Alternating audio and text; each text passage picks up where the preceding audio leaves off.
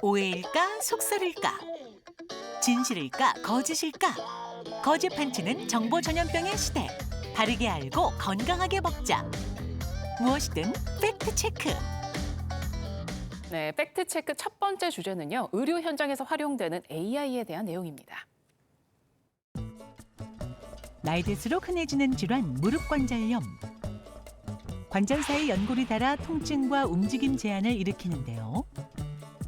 엑스레이로 뼈 사이 간격을 보고 질환의 진행 정도를 판단합니다. 하지만 기존 엑스레이 진단으로 포착하기 어려웠던 무릎 관절의 중증도와 진행 상태. 무릎 관절의 가장 심하게 닿은 부위를 인공지능이 찾아낸다. 의료 현장에서의 인공지능 역할 어디까지인지 팩트 체크해 봅니다. 아니, 관절이 심하게 다른 부위를 AI가 진짜로 확인을 하나요? 네, 지금 그럴 수 있다는 연구 결과가 나오고 있습니다. 네. 이제 AI가 여러 과정에서 많이 쓰이는데요. 특히나 진단 검사, 진단 방사선과 영역은 많이 영향을 받는 것 같아요. 아무래도 이미지 같은 것이 사람마다 좀 개인마다 이 해부학적인 구조가 좀 달라서 가장 그 마모가 된 영역을 찾는 게 중요한데 그게 이제 사람의 눈으로 간혹 에러가 날 수 있는데 그런 것들을 줄이는 효과를 볼 수 있습니다. 실제적으로 골관절염의 진행 정도를 볼 때 저희가 이제 대퇴골이라 그래서 허벅지 안쪽 뼈하고요. 그리고 정강이뼈 사이에 이 간격으로 보거든요. 거기가 좁아지면 좁아질수록 안 좋다고 보는데 그중에서 지금 그림에서 보시면 초기 병변은 지금 바깥쪽이나 안쪽이나 다 조금 까만 부분이요. 뼈와 뼈 사이 까만 부분이 조금 넓은데 시간이 지날수록 점점 좁아져서 없어지잖아요. 6년 후에는. 그 부위 중에서 가장 어디가 심하게 진행됐느냐 하는 거를 AI가 잘 알아낸다는 거예요. 그래서 실제적으로 얼마나 진행하고 있는지를 좀 더 정밀하게 측정을 해서 나빠지는 정도를 알 수 있게 하는 것이 이 진료 과정에서도 도움을 줄 수 있을 것으로 생각하고 있습니다. 네, 요새 뭐 사회 곳곳에서 AI가 활용되지 않는 분야가 없는데 특히나 의료 현장에서는 AI 활용이 더 두드러지는 것 같아요. 네, 아무래도 데이터, 정보가 많은 분야에서 많이 활용이 되고 있는데요. 내시경 같은 거 하면 저희가 의사들이 검사하면서 사진을 많이 찍게 되는데 이 사진을 분석할 때도 AI가 이게 암이다, 궤양이다, 정상이다라고 하는 판독하는 데 도움을 많이 주고 있고요.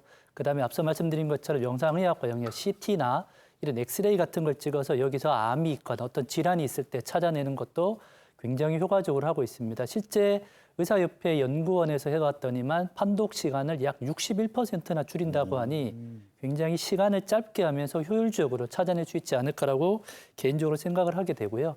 최근에는 병원에 입원하시면 조그만한 이런 패치 같은 거를 환자들한테 붙이게 되는데 이 작은 패치로 환자의 호흡수, 맥박, 혈압, 산소 포화도 등이 나오면서 이 사람이 위험한 상황이 될 수 있는 것을 예측하는. 그래서 예를 들면 주치인 저한테 특정 환자가 심정지 위험이 87%이니 이 교수는 오늘 집에 가지 말고 이 환자를 열심히 봐라라고 하는 이런 문자 메시지가 올 정도로 실제 우리 현장에서는 많이 활용을 하고 있습니다.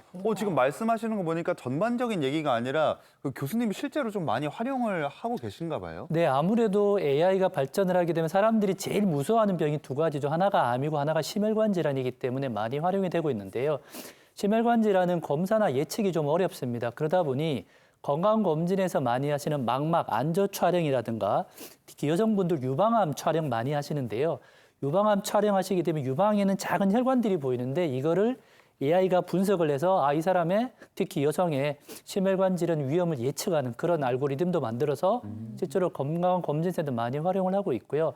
또 하나 제가 혈관 시술을 할 때도 이걸 시술할까 말까 어떻게 할까 이걸 고민을 할 때도 AI가 자동으로 분석을 해서 이종윤 교수님 이런 병변에 이런 시술하는 게 어떨까를 추천을 해주고 있기 때문에 실제 진료와 치료는 의사가 하긴 하지만 AI가 많이 도와주고 있는 그래서 앞으로도 아마도 더 많이 활용될 수 있지 않을까라고 기대를 하고 있습니다. 저도 사실 AI 도움을 많이 받고 있어요. 왜냐하면 사춘기 두 남매가 문을 꽝 닫고 들어가면 도대체 쟤네들은 어떻게 해야 나와 말을 할 수 있을까 이런 거 있잖아요. 이런 거 할 때 많이 상담을 하는데 너무 현실적이다. 예, 결혼하면 다들 느낄 거예요. 근데 사실 이런 분도 계시더라고요. 몸이 아프잖아요. 그럼 병원을 가야 되는데 병원 가기 전에 먼저 AI한테 물어보는 거예요. 나 어디 가서 진료를 이렇게 받을까? 여기 어디가 아픈데 이런 분들 혹시 만나 보셨어요?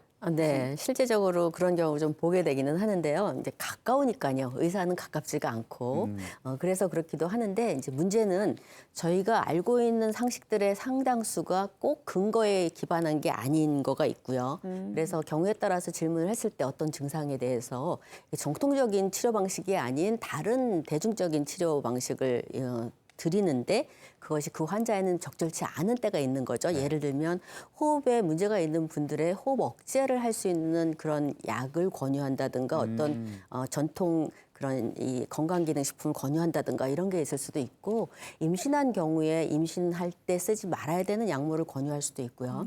실제로 모든 의사의 지식이 이렇게 글로 다 되어 있는 게 아니거든요. 그래서 저희가 이제 환자들을 보낼 때도 수술을 하신 분하고 이미지만 보시는 분하고는 또 다를 거라고 생각을 하면서 환자를 보내요. 그러니까 경험이 많으신 분하고도 또 다를 거라고.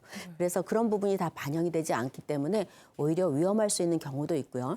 실제로 제 환자 같은 경우는 눈이 그냥 떨리는 증상이었어요. 그래서 눈물 흘리고 그래서 이제 안구 건조증으로 생각하고 그렇게 보시고 보톡스 맞으시면서 좀 완화가 되긴 하셨는데 그게 일반적인 파킨슨의 전형적인 증상이 아니고 몸이 조금씩 굳어가면서 그게 풀릴 때 떨리는 거였어서 그거보다 한 3, 4년 뒤에 머리를 요새는 이제 파킨슨도 머리 찍어서 좀 더 잘 진단을 하거든요. 근데 머리에 이미 심하게 진행한 거를 보게 되는 이런 경우도 있어서요. 그러니까 이런 AI만 믿고 보시는 건 조금 어려울 것 같습니다. 네. 사실 저도 아플 때 AI를 많이 활용하고는 하는데 다만 정말 참고만 하고 진정한 진료는 의사에게 받아보셔야 한다는 점 꼭 기억해 주시기 바라겠습니다. 자, 팩트체크 두 번째 주제는 화가 많은 분들을 위한 내용입니다. 화가 나거나 불안할 때 감정을 다스리기 쉽지 않은데요. 그런데 같은 상황에서도 유독 침착하게 대처하는 사람들이 있습니다. 이것이 좋을수록 스트레스 상황에서도 감정을 더 잘 조절한다는데요. 반면 이것이 낮은 사람은 스트레스 상황에서 불안과 분노가 높아진다고 합니다. 심폐체력 좋을수록 화를 더 잘 참는다. 과연 사실일까요? 팩트체크 해봅니다. 심폐체력하고 화 참는 거하고 연관이 있을까요? 진짜 그럴까요? 저 진짜 두 아이 키우면서 진짜 화 잘 참거든요. 이거는 맞습니다. 왜냐면 화가 나면 우리가 어떻게 해요?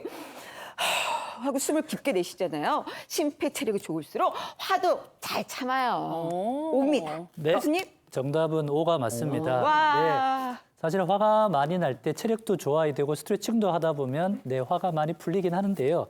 실제로 체력이 좋으면 화가 나는 상황을 잘 견디게 됩니다. 실제 연구를 한번 해봤습니다. 심폐체력이 정상 이상인 사람, 그다음에 정상 이하인 사람들에게 특정 사진을 줘서 약간 불안하거나 분노하게 만드는 실험을 시행을 했더니만 실제로 체력이 좋았던 분들이 특정 불쾌한 사진을 봤을 때 견디는 능력이 훨씬 더 좋다고 되어 있습니다. 그 이유는 뭘까요? 아마 심폐체력이 좋으면 우리 심장과 혈관이 버티는 능력이 좋아지게 되는데 이게 바로 자율신경계 조절 능력이라고 하게 되는데요. 이게 좋아지게 되고 부교감 신경이 항진되니까 웬만한 스트레스에 흥분하지 않고 또 스트레스에 노출이 됐다 하더라도 회복이 빠르기 때문에 화내시기 싫다라고 하신다 그러면 체력 길러 보시는 것도 좋은 방법 중에 하나일 것 같습니다. 근데 아무리 내가 심폐체력을 열심히 길러놔도 뭐 주변에 있는 사람이 계속 화를 나게 하면은 이거 뭐 심폐체력만으로 안 되는 거 아니겠습니까? 왜 나오면서 얘기해요? 아까 옆에 계시길래요. 저쪽을 볼까요? 아이고야. 사람이 문제 아니겠습니까? 네, 영향이 있습니다.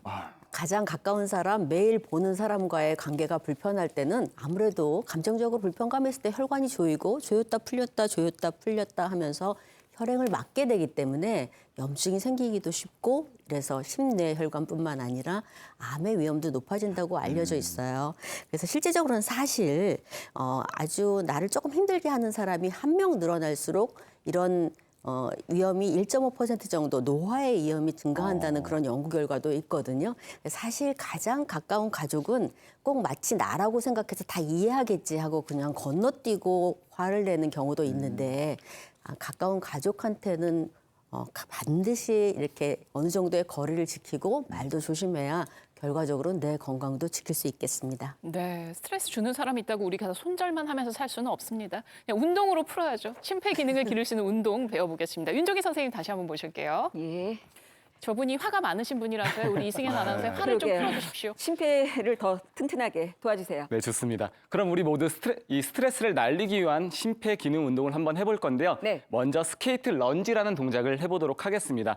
오른발을 뒤로 빼면서 오른손을 앞으로 보내주시면 되는데요. 이때 상체를 앞쪽으로 기울여 주시면 됩니다. 이렇게요. 맞습니다. 다시 예. 한 번만 돌아왔다가 다시 한 번 더 그대로 쭉 내려가서 버티고 계시면 됩니다. 예. 이때도 마찬가지로 우리가 내려갔을 때는 등과 허리가 말리지 않도록 최대한 오리궁뎅이를 만들어주시면 좋습니다. 다시 돌아오시면 됩니다. 양쪽으로 이런 식으로 맞습니다. 하면 되겠네요. 번갈아 가면서 진행을 하시면 조금 더 심장의 박동수를 올릴 수 있는 효과들을 가져갈 수가 있습니다. 그러니까요. 저희가 심장이 이제 조금 그러게요. 뛰는 막, 느낌이 드시죠? 예, 선생님이 잘생겨서 두근거리는지 이 운동을 해서 두근거리는지 모르겠습니다. 다음 운동 넘어가야겠어요. 동작이요. 좋습니다. 다음 동작으로 넘어가겠습니다. 두 번째 동작은 점프 스쿼트라는 점프. 동작이에요. 우리 다리는 어깨 너비만큼 벌려놓은 상태에서 양손 앞으로 뻗어주실 거예요. 양손을 뒤로 보내면서 살짝 앉았다가 점프 쪘다가 착지. 자. 다시 한 번 더 점프 쪘다가 착지. 좋습니다. 이렇게요. 우리 지금처럼 진행을 해주시면 되는데요. 예. 이 착지를 하실 때 보시면 예. 너무 쿵쿵 이렇게 바닥을 찍고 계세요. 제 몸무게가, 그러면 발목 다 나가세요. 그렇게 하면 안 돼요? 안 돼요. 그렇기 오. 때문에 우리 항상 착지할 때는 살포시 착지를 한다라는 느낌으로 점프 스쿼트를 진행해 주시면 좋습니다. 이렇게요. 네, 좋습니다. 예, 저 가였네요. 예, 감사합니다. 아유, 고맙습니다. 예. 알겠습니다. 심폐 기능이 강화가 되면 화도 잘 참을 수 있다고 하니까요. 오늘 배운 운동을 잘 생각해 보시면서 주말에 좀 많이 뛰어보십시오. 자, 티버 퀴즈 정답 보겠습니다. 자, 두